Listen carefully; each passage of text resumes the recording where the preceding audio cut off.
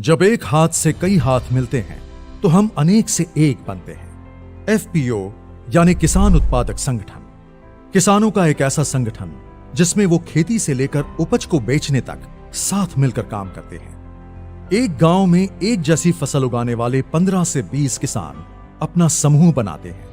किसानों के ऐसे कई समूहों से एक एफपीओ बनता है।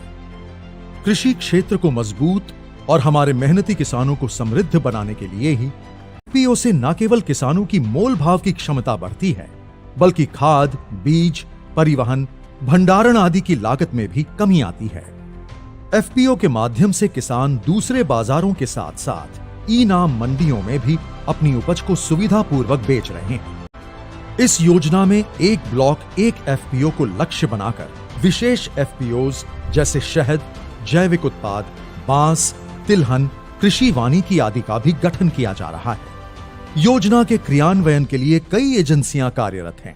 क्लस्टर आधारित व्यापार संगठन यानी सीबीबीओ इन एफपीओ को 5 वर्ष तक processing, packaging, marketing, credit linkage, accounting और ऑनलाइन बाजार से संबंधित प्रशिक्षण और सुविधाएं मुहैया कराता है।